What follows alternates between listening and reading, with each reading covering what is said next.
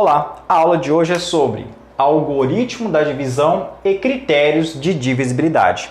Na aula de hoje você irá aprender um pouco sobre divisão e alguns dos critérios de divisibilidade. Por 2, por 3, por 4, por 5, por 6, por 7, por 8, por 9, por 10 e por 11. Comecemos introduzindo o conceito de algoritmo da divisão. Você já faz isso, há muito tempo, mas agora vamos formalizá-lo. Sejam A e B inteiros e A diferente de zero. Então você tem dois inteiros, um deles é diferente de zero. O A que eu coloquei. Então existe únicos inteiros Q e R tais que. Então eu já tinha dois inteiros, um deles era diferente de zero. E eu falei que existe mais dois inteiros, que eu chamei de Q e de R, que satisfaz a seguinte relação. O inteiro B eu consigo colocar como múltiplo de A mais um R, onde esse R ele é um número maior ou igual a zero e menor que B.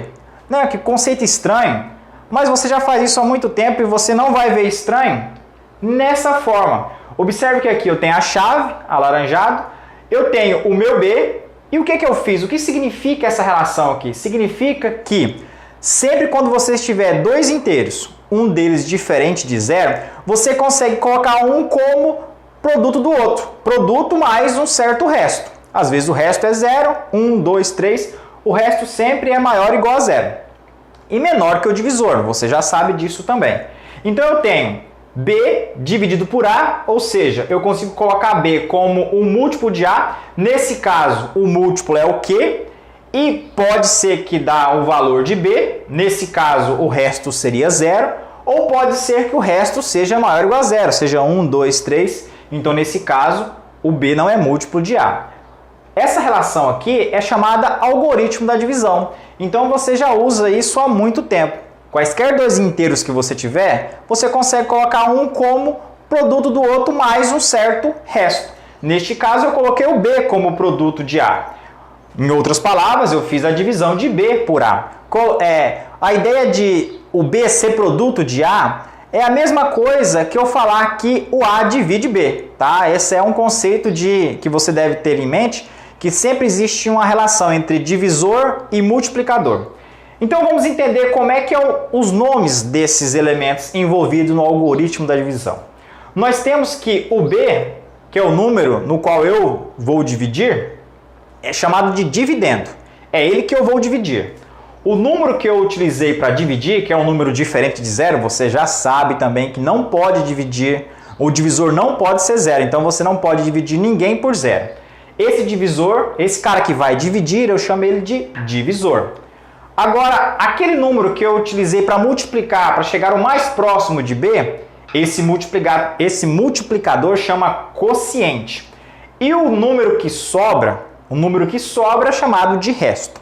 Então esses são os quatro elementos do algoritmo da divisão. Vamos aqui no exemplo. Considerando o A igual a 5, o A é diferente de zero, então respeitou. E o B sendo 18, não existe resistência para o B, nós temos que os meus únicos quocientes e restos são 3 e 3. Por quê? Faz a divisão entre 18 por 5. O quociente, ou seja, o multiplicador para o divisor é 3, e o que sobra desse resultado de dividendo menos o quociente vezes o divisor é 3, que é o resto da minha divisão. Em outras palavras, se eu quiser colocar essa divisão em outras palavras, fica assim, 18 é igual ao divisor e o quociente multiplicados mais um resto. Então aqui está o algoritmo da divisão sendo trabalhado. Agora vamos analisar um outro caso. Um caso onde eu utilizo o algoritmo da divisão e o resto é zero. Nós temos um nome especial para ser utilizado nesses casos e também tem uma anotação especial para eles. Dizemos que A divide B e simbolizamos por A barra B quando o resto é igual a zero. Então toda vez que você tiver no algoritmo da divisão o resto sendo zero, significa que o seu divisor divide o dividendo. Nesse caso, o A divide B. Então, um exemplo para você entender. O A sendo 4 e o meu B sendo 20. Observe que se eu fizer o algoritmo da divisão, o resto vai dar zero. O quociente vai ser 5, mas aí eu vou ter a minha conclusão. o A divide B, 4 divide 5. Então, toda vez que o resto for zero, você tem que o divisor divide o dividendo.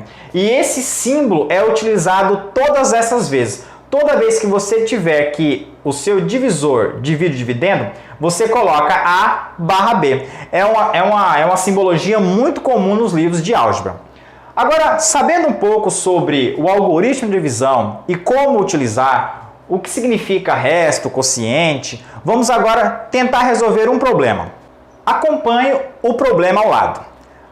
Um certo inteiro A na divisão por 9 dá resto 2. E usando o mesmo quociente, esse mesmo A na divisão por 6 dá resto 5. A pergunta é, quem é o quociente desse problema?